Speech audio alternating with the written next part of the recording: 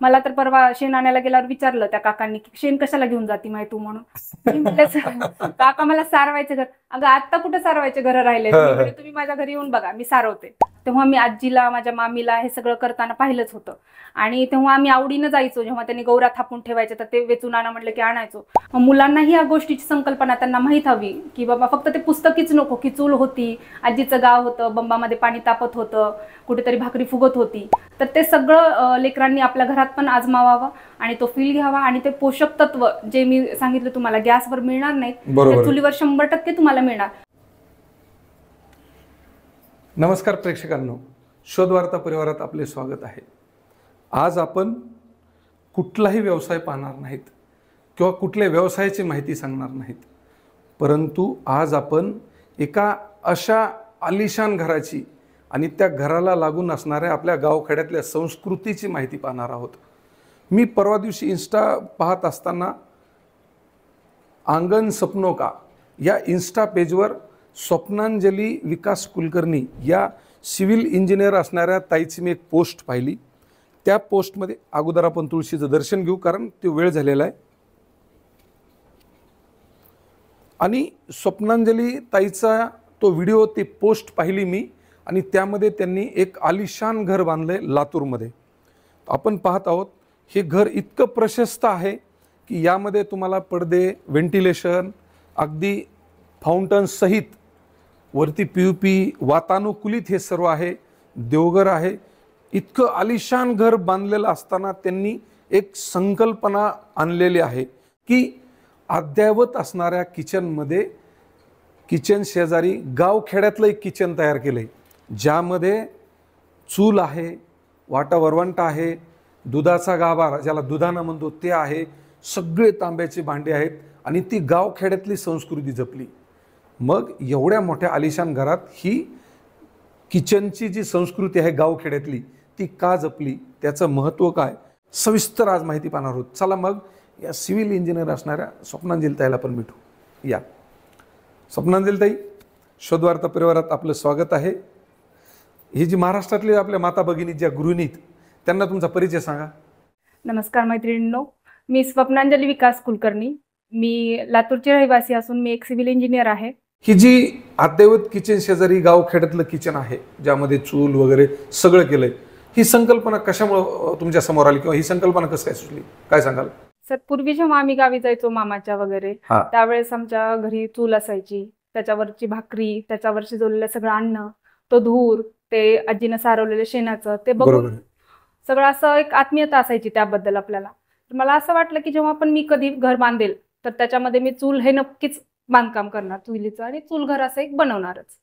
त्यामुळे मला वाटलं की मी ते करू शकते आणि मी ते सहज उतरवलं.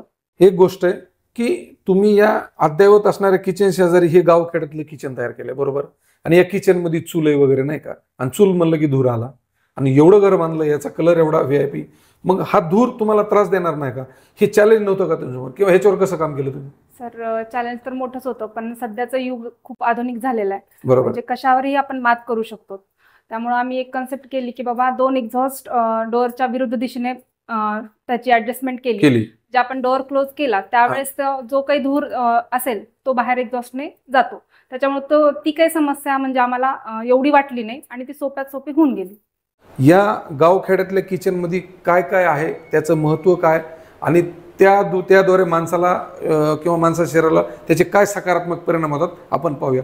चला आपण आता किचन पाहूया. ताई, आम्हाला पूर्ण किचन दाखवा, कारण हे ताईचं वर्तमान किचन आहे. हे पहा, यामध्ये तुम्हाला कसलंही कुठलीही एक अशी गोष्ट नाही की तुम्हाला दिसणार नाही.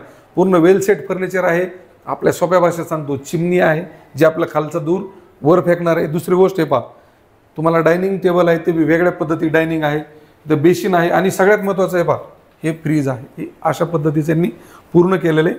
आणि या साईडला जे गावखेड्यातलं किचन आहे. ताई तुम्ही आता किचनबद्दल अगदी सविस्तर माहिती सांगा की या किचनमध्ये काय काय आहे. सर हे आहे आपलं आता गावखेड्यातलं किचन, ज्यामध्ये मी 4 चुलीची कन्सेप्ट दिलेली आहे. ही तर आपली पारंपरिक चूल आहे आणि इथे मी दुधाचा गाभारा घेतलेला आहे, ज्याच्यावर की दूध खूप मंद आचेवर तापून राहतं आणि साय पण आपल्या गॅसच्या याच्यापेक्षा तिप्पटपटीने जाड असते आणि त्याच्यातील पोषक तत्व कायम त्याच्यामध्ये राहतात.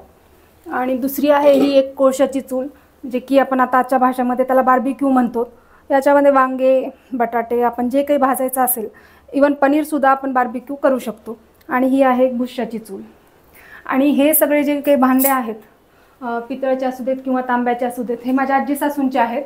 आणि ते पाहिल्यापासूनच माझ्या डोक्यामध्ये म्हणजे अशी कन्सेप्ट होती की हे अडगळीत पडता कामा नये, म्हणजे पुढच्या पिढीला ती हात पुढच्या पिढीकडे देण्याचं म्हणजे माझा एक ध्यास होता. वारसा पुढे द्यावा किंवा त्यांना याचं महत्त्व असावं किंवा ते कुठंतरी लपलं जाऊ नये, या दृष्टीने मी हे सगळं म्हणजे असा विचार केला की असावा आपल्या घरामध्ये, त्याची ठेवण असावी म्हणून. आणि हे कणगीचा प्रकार आहे सर. हा मॅडम, हे कणगीचा प्रकार खूप युनिक आहे, ह्याच्याबद्दल काय सांगाल? आपण अन्नधान्य जसं आपण साठवून ठेवतो, बोरिक पावडर लावतो किंवा गोळ्या टाकतो, तर याच्यामध्ये ते टाकायची गरज नाही. आपण लिंबाचा पाला आपण या ज्वारीला लावतो आणि मग नंतर याच्यामध्ये कणगीमध्ये आपण ज्वारी वगैरे ठेवतो, तर कसल्याच प्रकारची नुशी होत नाही, किडे जाळ्या काहीच होत नाही. म्हणजे त्याला एक वर्षभर कसलेच किडे होत नाहीत सर. आणि आपल्याला म्हणजे नॅचरल नैसर्गिकरित्या ते कडधान्य जपता येतात. बरोबर आहे. आणि बाकी म्हणलं तर याचा विषय झाला तर याला मी अगोदर पुट्टी करून घेतली आणि नंतर मग ह्या देवळ्या हव्या होत्या मला. म्हणजे बेसिक ज्या चूल घरामध्ये गोष्टी असतात गावाकडच्या, तो पूर्ण टोटल इफेक्ट मला हवाच होता. त्याच्यानुसार मग मी हे सारवणं सुद्धा म्हणजे शेणाचंच आहे. आणि अजून अन्नधान्य किंवा अन्न शिजवायचं प्रकाराचं सांगायचं म्हटलं तर गॅसवरच्या आणि चुलीवरच्या अन्नामध्ये खूप फरक आहे.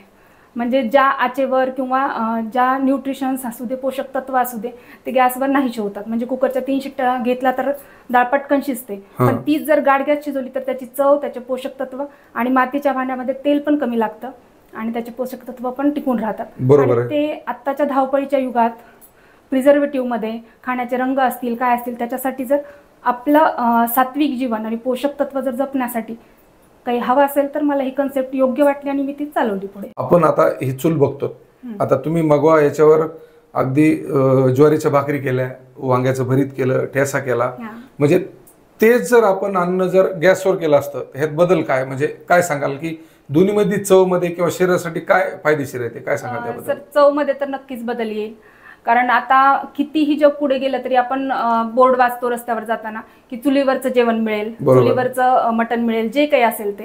म्हणजे कितीही मोठे रेस्टॉरंट झाले तर आपण पारंपरिकता सोडलेली नाही. आणि गॅसवर मी आताच तुम्हाला सांगितलं, जसं की कुकरमध्ये डाळ शिजवली किंवा आपण कुकरमध्ये भात शिजवला तर त्या 3 शिट्ट्यामध्ये तो होऊन जातो आणि याच्यावर तो मंद आचेवर शिजल्यावर त्याचे जे काही स्वाद असतो त्या डाळीमधला किंवा ती चव असते ती बरोबर त्याच्यामध्ये उतरते आणि आपल्याला तो फरक जाणवतोच म्हणजे खाण्यामध्ये. अजून एक सांगायचं झालं सर तुम्हाला तर, म्हणजे तुम्ही आत्ता मॉड्युलर किचनमध्ये पण माझ्या थांबला होतात आणि चुलघरात पण थांबला, तर तुम्हाला ते चुलघरामध्ये जेव्हा तुम्ही एंट्री केली त्यावेळेस तुम्हाला तो फील असा आलाच असेल की मी कुठेतरी म्हणजे गावखेड्यात येत आपण पूर्वीच्या आपल्या गावाकडे. तो स्मेल, तो वास, ती एक आत्मीयता, म्हणजे या रूम मध्ये जेव्हा आपण पाय ठेवतो ना ती आपोआपच जागी होते.